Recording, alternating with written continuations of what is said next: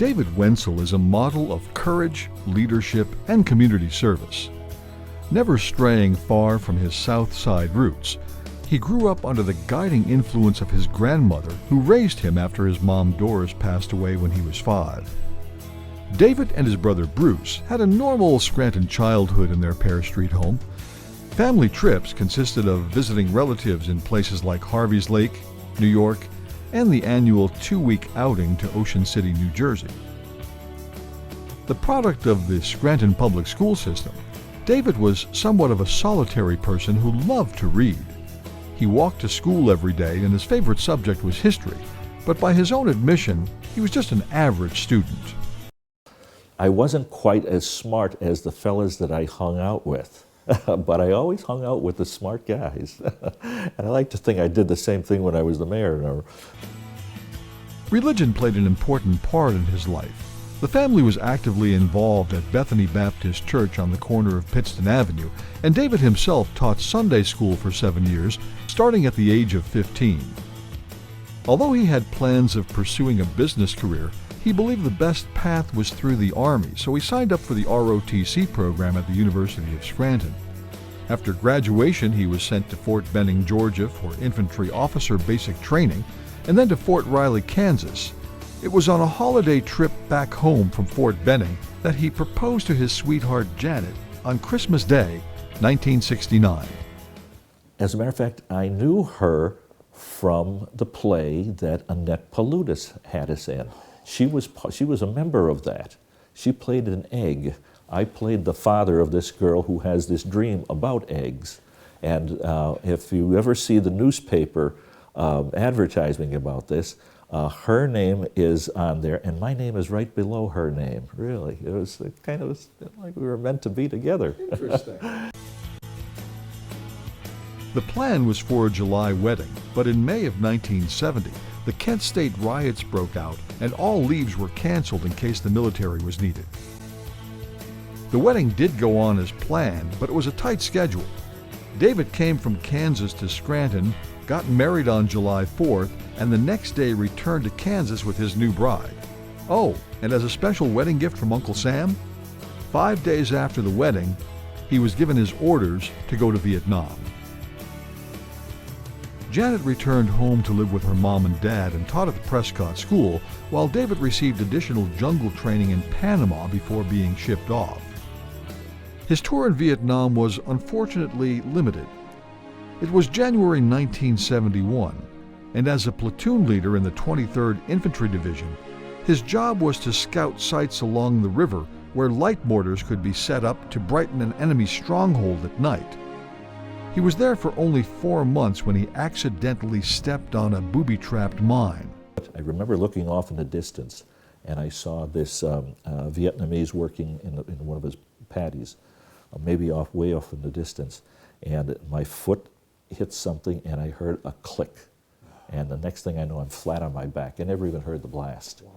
Yes, and they were able to get a helicopter into me, and I was in the operating room within 20 minutes. Wow. And that saved my life.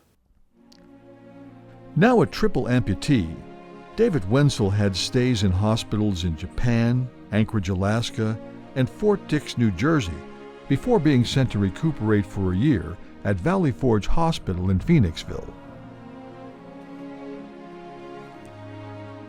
He walked out of the hospital on 2 prosthetic legs and came back to the city that he loved. He returned to the University of Scranton under the GI Bill and got his MBA, but still really didn't have any idea of where his career path would lead. His first job in public service came under Mayor Gene Peters as the city's bicentennial coordinator under the CETA program. He then advanced to become the mayor's executive assistant, a job that gave him public recognition and a real understanding of politics. I got to know all the press people because they're all coming in and out. I got to know all the people in the administration, and a lot of them are politicians. And one of them, Bill Feldkamp, I remember him very vividly. He once introduced me to a fellow. He says, let's see, he lives in Ohio, but he votes in Scranton.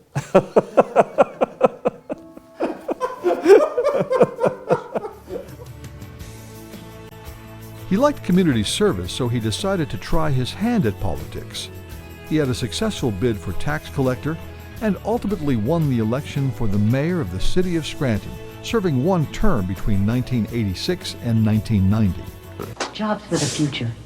I'm voting for Wenzel. I, David J. Wenzel, Swear that I shall obey, support, and defend. swear that I shall obey, support, and defend. There are still those people who feel that handicapped people really only have a limited role to play in our society. And I don't feel that way. I think that every person should have an opportunity to realize his full potential. And I'm just pushing as hard and as fast as I can. And whatever happens along the way, I will accept. All I'm going to do is to try my best and to be my best at all times. After his term of office, David became involved in many organizations and co-taught a course on Vietnam history at the University of Scranton for the next 15 years. Because of his dedication as an advocate of the disabled, he was invited to give a main address at the Republican National Convention. He was also invited to the White House and became a member of the National Council on Disabilities under President George H.W. Bush. He served on many boards, including United Way, Allied Services, the Girl Scouts, the American Legion, and the University of Scranton Board of Regents. He's also the author of a book on the mayors of Scranton. David Wenzel is an energizing force in our community who shares his passion to enhance the quality of life in northeastern Pennsylvania. I want to thank NeighborWorks for this great honor. They do the kind of work that I always thought was very important for our city. You know, as the tax collector, we knew about our tax base and everything, but it always comes down to people who make up our community and helping people one at a time. That's the only way to do it. I'd also like to tell just a quick story about Bob Casey. I was already mayor when he was elected as the governor, and I was at the Republican convention, the mayor's convention in Pennsylvania, and he was our guest speaker, and he came over to me, and he put his arm around me, he said, "This is my mayor." And I'll always be Bob Casey's mayor. So I want to thank everyone for being here. Thank you for this honor and all that, and all the other recipients who I know very well. They've been in and out of my life all these years too, and wish everyone a safe trip home. Thank you.